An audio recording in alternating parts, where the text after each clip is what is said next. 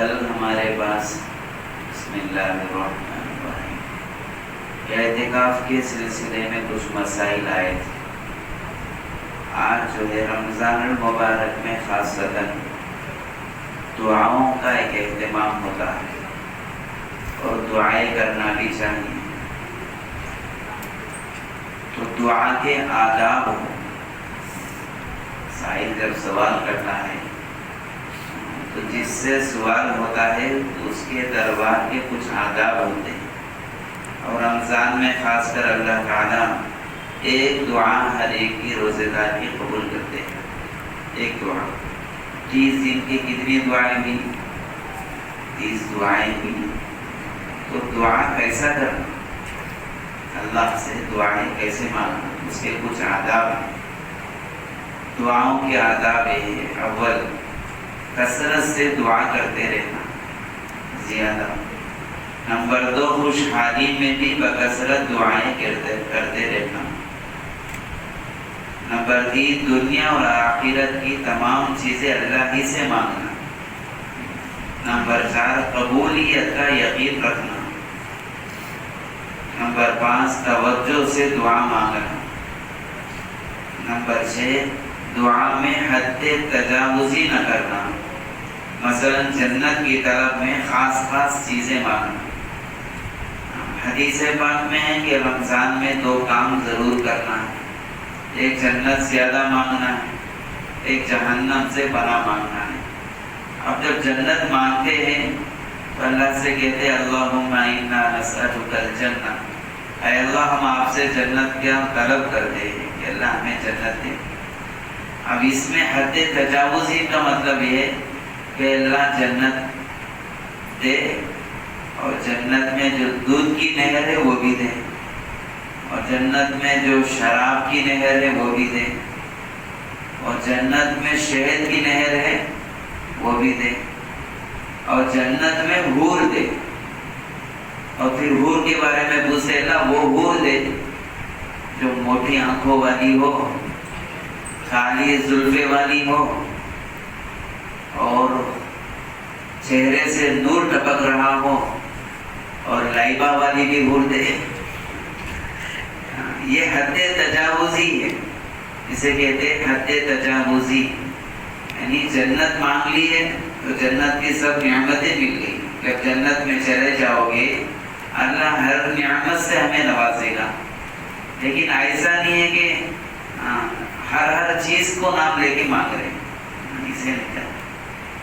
Number 7 قبولیت دعا میں جلد بازی نہ کرنا۔ بھائی آج دعا کرے، اب شام میں انتظار میں ہے کہ میں اللہ سے صبح میں دعا کرا، اب میری دعا قبول کہیں کو نہیں کی، ایک ہی دن میں۔ اللہ رب العزت بندوں کی مصلحتوں کے ساتھ دعاؤں کو قبول کرتے ہیں، وقت کے حساب سے اللہ قبول کرتے ہیں۔ نمبر 8 قبولیت سے مانے تمام امور سے پرہیز کرنا۔ جتنی چیزیں دعا میں قبول ہونے سے رکاوٹ بن جاتی ہیں، جس طرح مثال کے طور پہ حدیث پاک میں لکھا ہوا ہے رمضان میں روزے دار روزہ تو رکھتا ہے، بھوکا رہتا ہے، اس کی دعا قبول ہوتی ہے، لیکن افطاری اس نے مال حرام سے کر لیا۔ کیا کرنا بھائی، کیا کرنا؟ حرام مال سے افطاری کر لیا، اب دعا کہاں قبول؟ دعا کی قبولیت کے لیے حلال چیز شرط تھی، لیکن تم جب حرام لقمہ پیٹ میں ڈالیے اب دعا قبول ہونے سے ہٹ جائے۔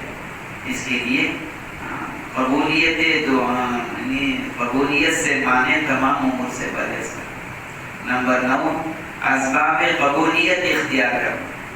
دعا قبول ہونے کے جو راستے ہیں، ہم بولتے نا کہ اللہ سے کئی کو دعائیں قبول ہونا نہیں۔ مسلمانوں کا ایک سوال یہ ہے کہ ہماری دعائیں کیوں قبول نہیں ہوتی، لیکن اس کے پیچھے جواب یہ ہے کہ کئی کو قبول نہیں ہوتی، وہ قبول ہونے کے جو راستے ہیں وہ اختیار نہیں کرتے۔ جیسے اپنے مقصود سے مناسبت رکھنے والے اسماء الحسنی کا وسیلہ اختیار کرنا۔ حدیث پاک میں ہے اللہ سے جب مانگو تو اللہ کے نام لے کر مانگو، وَلِلَّهِ الْأَسْمَاءُ الْحُسْنَى، اللہ کے اسماء حسنہ میں کہاں ہے؟ اللہ کے اسماء حسنہ کہاں ہے؟ قرآن میں کہاں ہے؟ قرآن کا جب پہلا پیج نکالیں گے تو وہاں لکھا ہوا رہیں گے اسماء حسنہ، اور قرآن میں بھی ہے هو اللہ الذی والی جو آیتیں ہیں یہ اسماء حسنہ والی آیتیں ہیں. تو اسماء حسنہ اللہ کے جو نام ہیں، اسماء حسنہ کا وسیلہ لینا کہ اللہ آپ سمیع ہے، سنتے بھی ہیں، کہ اللہ آپ بصیر ہے، دیکھتے ہیں، اے اللہ آپ علیم بذات الصدور ہے، دلوں کی بھیدوں کو سنتے ہیں، اے اللہ آپ غنی ہیں، ہمیں غنا والی زندگی دے دیجیے، آپ حی ہیں، زندے ہیں، اے اللہ زندگی میں ہمارے برکت ڈال دیجیے، آپ ممید ہے، مارنے والے ہیں، اے اللہ جب مارنا ہی ہے تو کلمے والی موت دے دیجیے، آپ حکیم ہیں، ہمارے بارے میں اللہ ان چیزوں کے فیصلے کر دیجیے جو چیزیں ہمارے مناسبت سے اچھی ہو.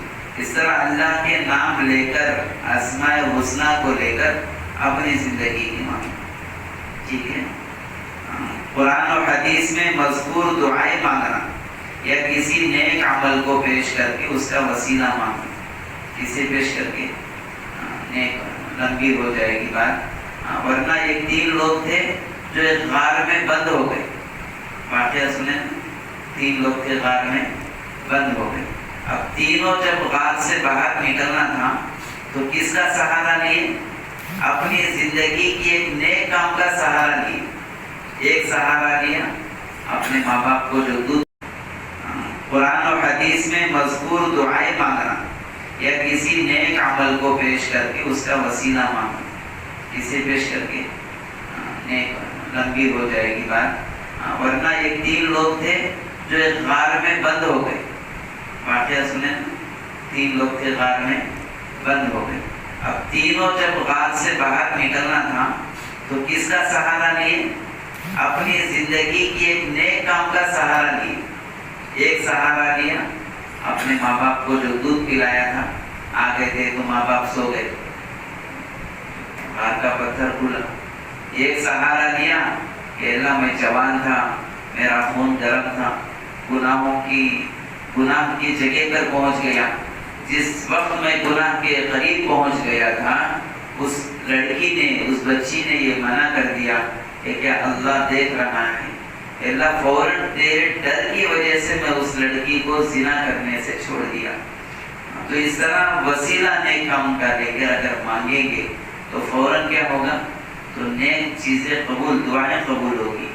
تو نیک کام کا وسیلہ بھی لے سکتے ہیں یا کسی نیک آدمی سے دعا کروانا.